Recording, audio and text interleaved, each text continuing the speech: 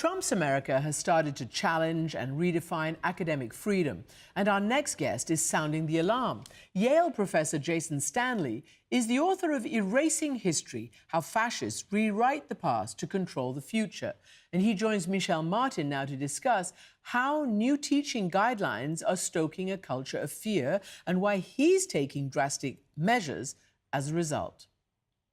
Thanks, Christiane. Professor Jason Stanley, thanks so much for talking with us once again.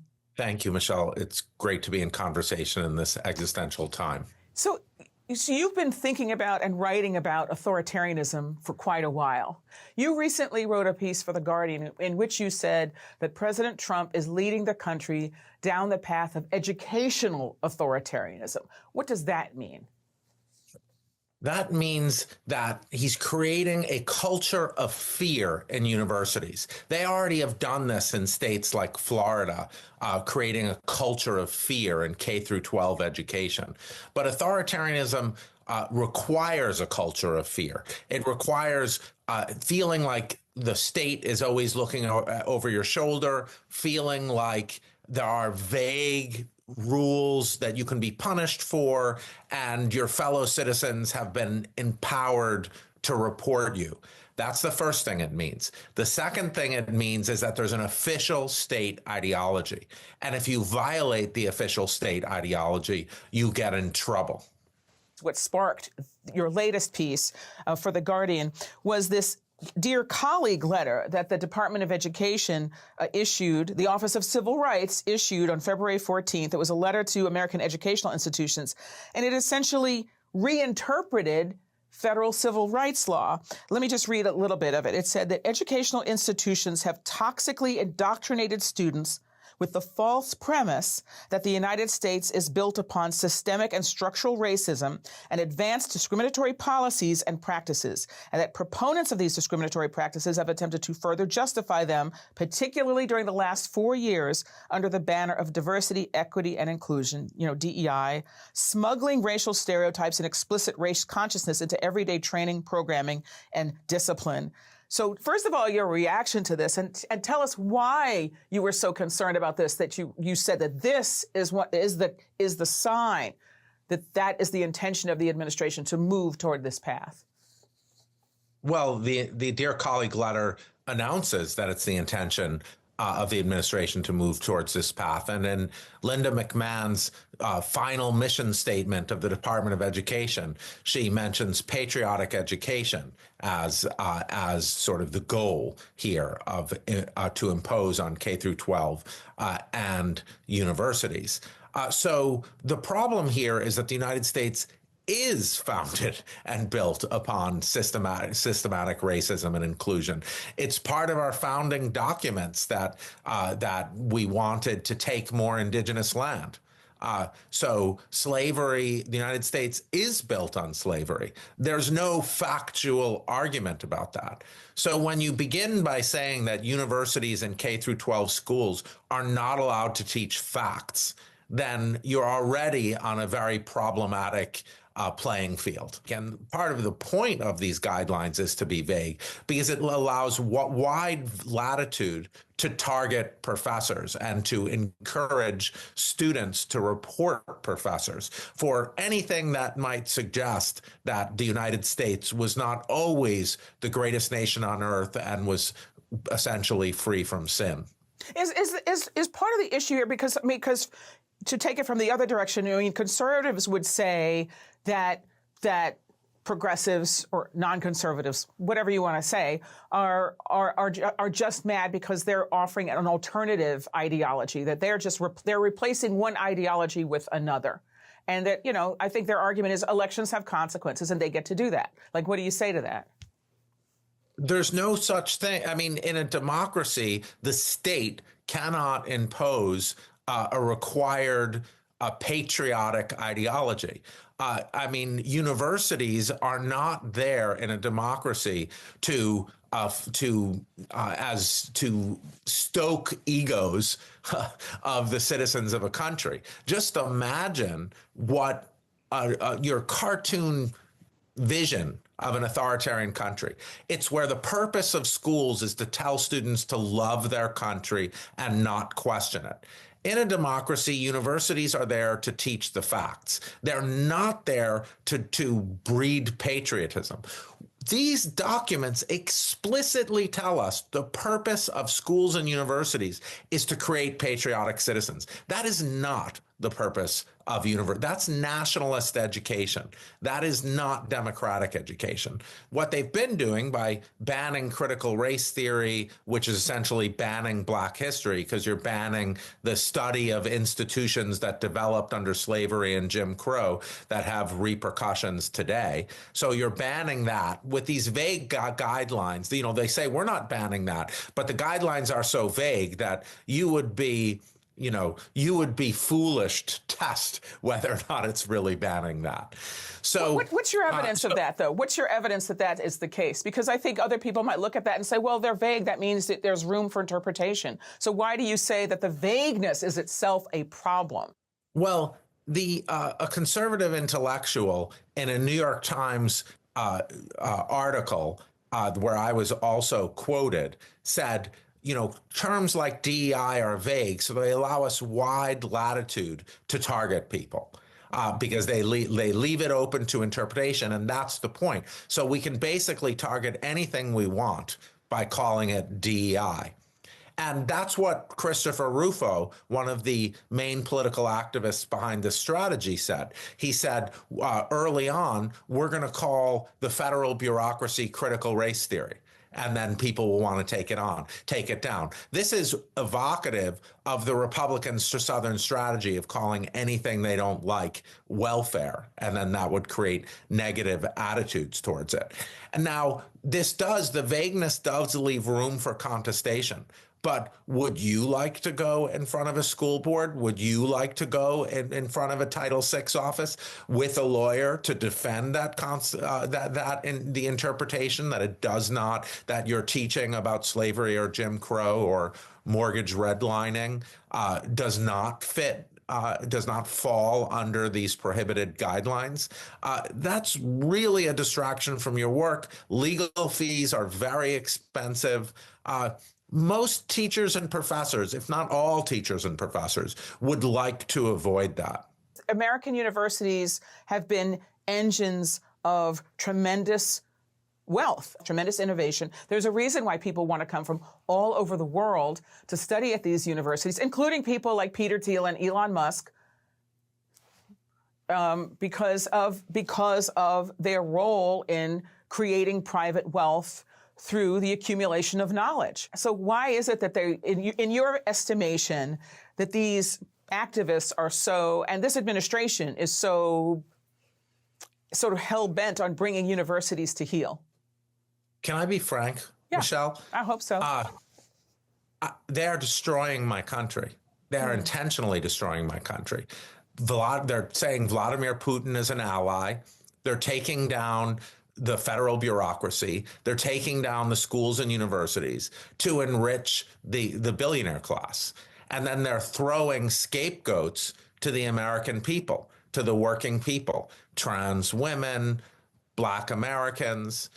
It's about juicing up dominant group victimhood. It's about telling white Americans, you're the real victims. And once we target all the people who made you feel like you weren't the real victims, all the people who are making you feel guilty for inheriting your house from your parents when they couldn't inherit a house from your parents. Once we do that, then everything's good for you and we can dismantle the country. That's what's going on. And starting out with the universities is vital. You take down the universities. You tell people universities are just for job skills. They're not democratic institutions anymore. And then, so you encourage people not to go, and you encourage people not to go to universities. You make student loans more difficult, more expensive, privatize them, and then you delegitimize the university. One of the things that you talked about is the fact that Columbia University is the source of particular ire to this administration, and also to, let's say, members of Congress who made a point of making a pilgrimage to the university to to express their outrage at what they consider to be anti-Semitic demonstrations that started in the wake of Israel's war on Gaza. Colombia agreed to a list of Trump demands in order to reinstate some $400 million in federal funding that the administration revoked, as they said, for punishment for Colombia's failure to protect its Jewish students. So let me ask you about this, because the reality of it is there are a lot of Jewish students at Columbia who did feel threatened and demeaned by these demonstrations. So some people are looking at this and they say that this is kind of an outrageous capitulation on Colombia's part, but other people are saying, well, maybe this was just a pragmatic step to try to survive this era. What do you think? There were a tremendous number of Arab students who felt incredibly threatened at Columbia. What about them? They're people too, first. Secondly, at Yale, and I'm sure this was true of Columbia, there were a very large number of Jewish students in those protests, because who on campus cares the most about the behavior of Israel? Well, one group are Jewish students. But the way the administration is using the term anti-Semitism is synonymous with leftism, which is ironic because the large majority of Jewish Americans voted for Kamala Harris, comparable to Black Americans. So, but the administration is using the term anti-Semitism as short for leftism. So Jewish Americans like me, who are highly critical of Israel, I don't know what the phrase right to exist means, but, I'm not, I don't want to take down the state of Israel. I'm some kind of Zionist. However, I'm very critical of the behavior of the state of Israel. And there were plenty of students. It was tied for the largest identity group in the protests. So why don't they count as Jewish? Well, the administration is saying there are good Jews and bad Jews. And good Jews are the ones who support Israel's actions in Gaza. And bad Jews are the people like me who are highly critical of what is happening and push for Palestinian rights because Palestinians deserve every bit of political equality that Jewish people deserve. You argue that the Trump administration is using the pretext of Jewish safety to justify crackdowns on dissent and critical scholarship. And you actually have said that you think this actually reinforces anti-Semitic tropes. So can you say more about that? This is reinforcing anti-Semitic tropes all across the political spectrum. What are the most toxic anti-Semitic tropes? Well, Jews control the institutions. This is absolutely reinforcing this. Any young American is going to think, remember what happened when they took down the world's greatest university system on behalf of Jewish safety? This will go down in history books. The history of this era will say that Jewish people were the sledgehammer for fascism. So if we don't speak out, if we American Jews do not speak out against this, this will be a grim history chapter in our history as Americans. It's the first time in my life as an American that I have been fearful of our status as equal Americans, not because of the protests on campus, which, as I said, had a lot of Jewish students in them, but because we are suddenly at the center of politics, of U.S. politics. It's never good to be in the crosshairs for us. And we are being used to destroy democracy. The history books are going to be harsh unless we Jewish Americans can say, this should not be done in our name. And finally, by focusing on us, they're erasing the atrocities and horrors that are happening in Gaza. And they're shifting the true victims here, not just Palestinians who are here, but the victims in Gaza and the West Bank of the Israeli government's policies. Well, then, I have two questions here. That first of all, why do you think that Colombia has agreed to these terms, including, banning face masks and empowering campus police officers to remove people from campus or arrest them if needed. Why would Columbia, which is not a poor institution, agree to these terms? Two reasons. First of all, there are people within the Columbia structure who are essentially betraying Columbia. They agree with this ideological attack. I think that is really problematic. They're not seeing it. They're in fact traitors to their own institutions. So that's one point. The second point is that Columbia is completely bending to an authoritarian regime.